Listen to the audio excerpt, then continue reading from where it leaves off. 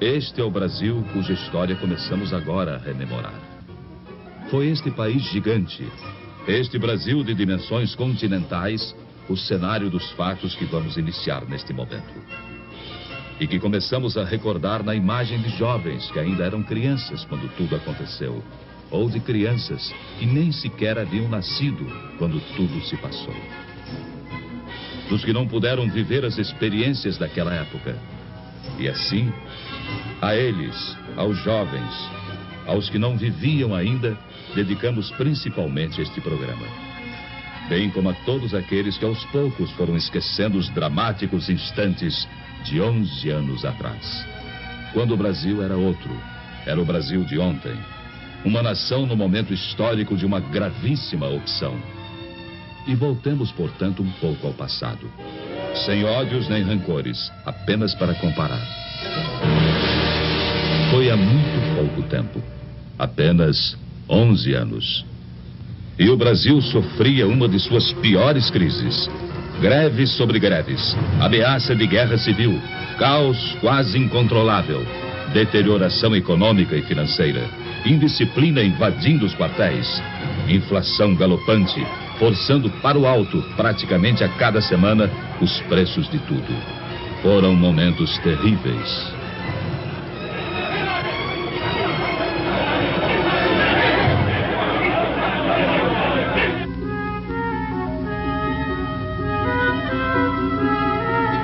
Naquela época, você podia ler a manchete de que era pedida a falência do Banco do Brasil. Eis uma daquelas manchetes. Hoje parece humor negro, diante desse gigante que é o Banco do Brasil, já se afirmando no mundo inteiro. Mas aconteceu. Os jovens de hoje, é certo, não se lembram disso. Eram crianças naquele tempo. Tempo de incertezas. O mundo num de seus melhores períodos de prosperidade. E o Brasil, uma triste presença entre as exceções. Apontado como devedor difícil, de chapéu na mão, mendigando apoio. Pedindo o reparcelamento de compromissos financeiros vencidos. Em situação de quase insolvência. E visto por sua importância no continente como um barril de pólvora, cuja explosão levaria também o caos às nações vizinhas. O Brasil é um país enfermo, dizia-se lá fora. Será uma nova Indochina. O gigante está de joelhos. Essa é a opinião corrente. Fazendo ainda mais triste a nossa imagem pelo mundo afora. Pois o que se dizia no exterior apenas retratava nossa real situação, sem saber como seria o dia de amanhã. Ao sabor de sucessivas crises, mergulhados num cotidiano de boataria e de incertezas. Foram tempos difíceis. Você se lembra? Você, chefe de família. Você que não era criança há 11 anos atrás. Vocês que viveram aquele tempo. Vocês se lembram? Ultimatos ao Congresso. Agitações de rua, insegurança, ameaças aos jornais, agravamento da crise econômica e financeira. Já então, total descontrole inflacionário. E tamanha desorganização, tamanho caos, em tudo deixava sua marca. A produção se desarticulava. Faltavam os gêneros de primeira necessidade. Pedíamos de joelhos aos credores que esperassem por nós. Havia greves ao menor pretexto, filas para tudo. E, em última análise, quem sofria era o povo, que era levado às ruas para pedir, talvez nem ele mesmo soubesse o quê. Perplexo, sem ter para quem apelar. À espera de uma solução fosse qual fosse, e por pior que fosse, melhor seria do que solução nenhuma. Pois aos poucos, o país ia resvalando para o impasse final. Você se lembra? Facções extremistas ameaçavam entrar em choque. E não faziam segredo da posse de arsenais e depósitos clandestinos de munição. Era o caos irremediável que chegava a passos largos. E sobre o caos brotavam já o suborno e a corrupção. Estava se armando o cenário para o capítulo final do drama.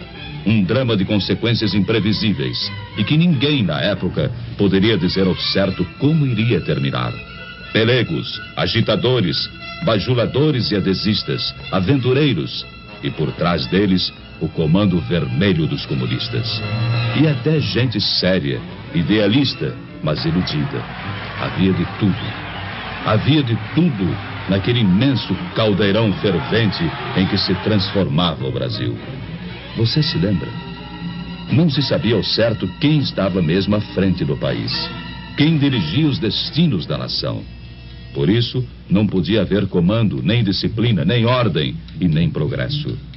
E muitos donos se diziam os verdadeiros donos da situação. Foi há 11 anos atrás. Há apenas 11 anos. E hoje, ao documentar aquele passado ainda recente, uma pergunta chega a se impor. Como foi possível aguentar? Como o Brasil resistiu? Pense nisso. Você gostaria de voltar àqueles tempos? De experimentar as mesmas angústias? De sentir as mesmas incertezas e inseguranças? De voltar ao Brasil de ontem? De ler as mesmas manchetes e ver os mesmos espetáculos? A resposta fica com a consciência de cada um, com a responsabilidade que todos têm diante de si mesmos e diante de todos os demais brasileiros. Março 1964. O drama brasileiro chegava ao auge. A indisciplina e a desordem acabaram por entrar nos quartéis. Desmoronava o princípio da hierarquia. E então via-se o país ameaçado de perder seu último ponto de apoio efetivo na manutenção da ordem pública. Dali em diante, nada mais que o caos absoluto, a desordem total, a violência sem freios nem medidas. E a todos se evidenciou que o Brasil caminhava para o pior. Caminhava para a guerra civil de consequências imprevisíveis. Foi há apenas 11 anos atrás. O peso do medo e da angústia já era insuportável. Falava-se em matar, em fuzilar, em destruir. A união de pelegos e comunistas afiava suas armas. E tudo indicava que nos próximos dias, ou nas próximas horas, brasileiros se lançariam contra brasileiros. No norte, no nordeste, no sul, nas cidades, no campo, em toda parte. Você se lembra? Era o Brasil de ontem. O Brasil de 11 anos atrás.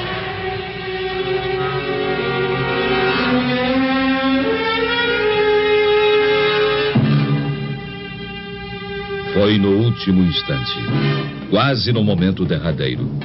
E quando o país estava à beira da guerra civil, quase em pleno caos, alguma coisa aconteceu.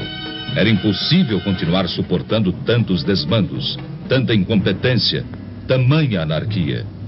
E o clamor de vozes conscientes encontrou eco em soluções inadiáveis. E as Forças Armadas, elas próprias, mais do que ameaçadas, foram chamadas, praticamente intimadas, a cumprir a missão que o momento lhes impunha. Restabelecendo a ordem e livrando o país dos trapos vermelhos que ameaçavam sufocá-lo.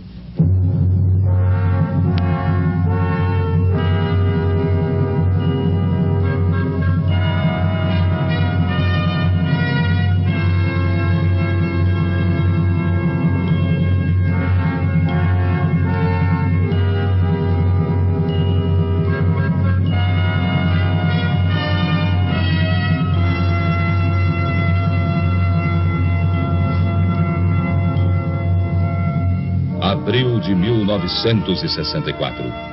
Tomava posse então o presidente Humberto de Alencar Castelo Branco. À sua frente uma tarefa enorme: normalizar a vida do país, recuperar-lhe as finanças e transpor o hiato havido nos anos anteriores. Um hiato de marasmo e paralisia, tudo isso sufocando o desenvolvimento brasileiro. Foram tempos difíceis. Castelo Branco assumira o posto diante de um quadro inflacionário inédito na história do Brasil.